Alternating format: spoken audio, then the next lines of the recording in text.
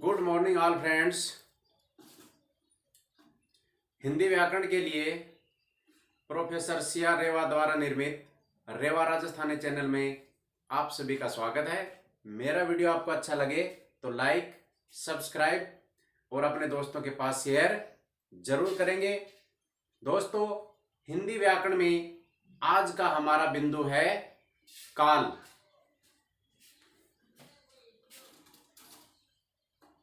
काल काल का शाब्दिक अर्थ होता है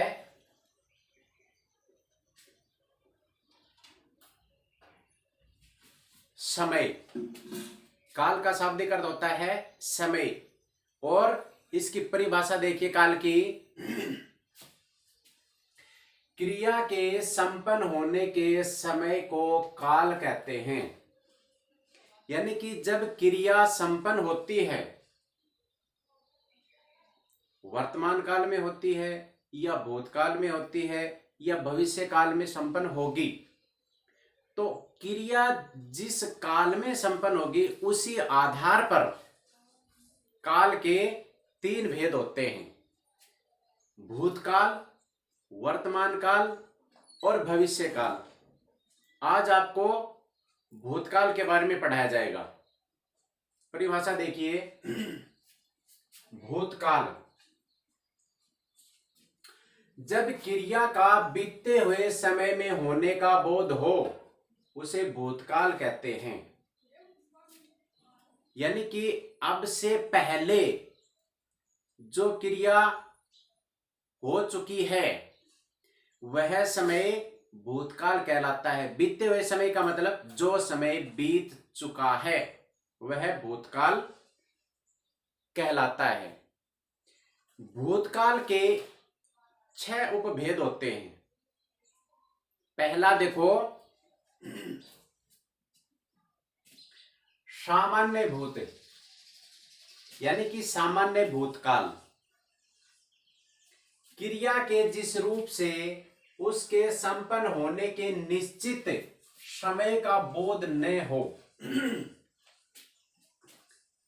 क्रिया हो चुकी है लेकिन उसका जो समय है वो निश्चित नहीं है कि अभी अभी हुई है या काफी समय पहले हुई है, लेकिन क्रिया संपन्न हो चुकी है, तो उसे हम सामान्य भूतकाल कहते हैं। उदाहरण देखें। मोना ने पत्र लिखा। मोना ने पत्र लिखा, लेकिन इस वाक्य से हमें यह पता नहीं चलता है कि मोना ने पत्र कब लिखा, लेकिन उसने पत्र लिखा। सोना ने दूध पिया। सोना ने दूध पिया, लेकिन समय का निश्चित बोध नहीं है, लेकिन उसने भूतकाल में यह क्रिया संपन्न की है, तो इसमें सामान्य भूतकाल है। दूसरा देखें, आसन भूतकाल। आसन का अर्थ होता है निकट समय में, यानी कि थोड़े समय पहले।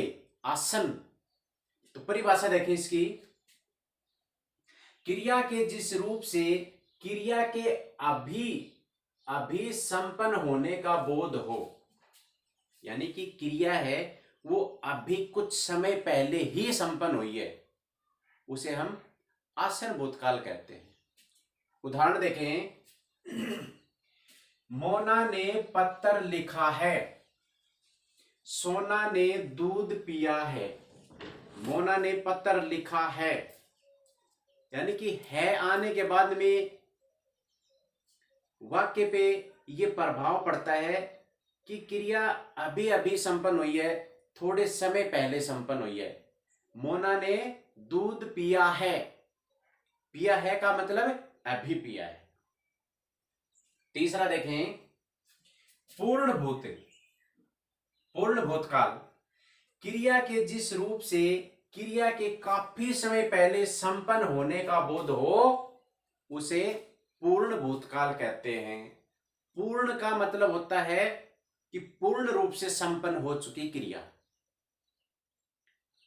और इस परिभाषा से हमें यह ज्ञात होता है कि कार्य बहुत समय पहले पूर्ण हो चुका है। तो इसके उदाहरण देखें। मोना ने पत्र लिखा था। मोना ने पत्र लिखा था। लिखा था का अर्थ यहां पे यही लिया जाता है कि काफी समय पहले। सोना ने दूध पिया था। सोना ने दूध पिया था, लेकिन वाक्य में यह प्रतीत होता है कि काफी समय पहले पिया था। जैसे वाल्मीकि ने रामायण लिखी थी। अब वाल्मीकि प्राचीन काल में हुआ था। अब इस वाक्य में हम बोलते हैं कि वाल्मीकि ने रामायण लिखी थी, तो यह सामान्य सा प्रतीत होता है कि बहुत समय पहले क्रिया संपन्न हुई थी। चौथा देखें, अपूर्ण भूतकाल। क्रिया के जिस रूप से क्रिया के भूतकाल में संपन्न न होने का बोध हो। परिभाषा से हमें यह ज्ञात होता है कि भूतकाल में क्रिया प्रारंभ थी, संपन्न हुई है या अभी भी प्रारंभ है, इसका ज्ञात नहीं है। उदाहरण देखें। मोना पत्र लिख रही थी, कि जब मैंने देखा मोना पत्र लिख रही थी। सोना दूध पी रही थी। सोना है वो दूध पी रही थी और मोना पत्र लिख रही थी। इस वाक्य से ये ज्ञात होता है कि जब मैंने देखा तो क्रिया संपन्न हो रही थी, लेकिन समाप्त नहीं हुई थी। तो इसलिए हम इसे कहेंगे अपूर्ण भूत, यानी कि भूतकाल में क्रिया पूर्ण रूप से संपन्न नहीं हुई थी, जारी थी। आगे देखें। पांचवा, संदिग्ध भूतकाल।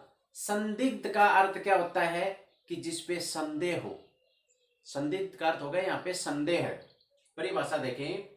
जब क्रिया का भूतकाल में संपन्न होने पर संदेह हो कि क्रिया भूतकाल में संपन्न हुई, इस बात में संदेह है, यानी कि निश्चित नहीं कह सकते।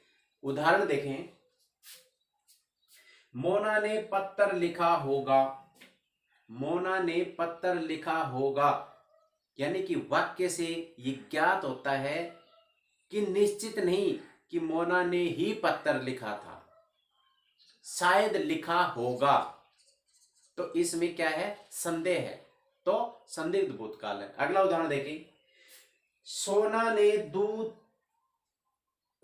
दूध पी चुकी होगी। सोना है वो दूध पी चुकी होगी, शायद सोना दूध पी चुकी होगी।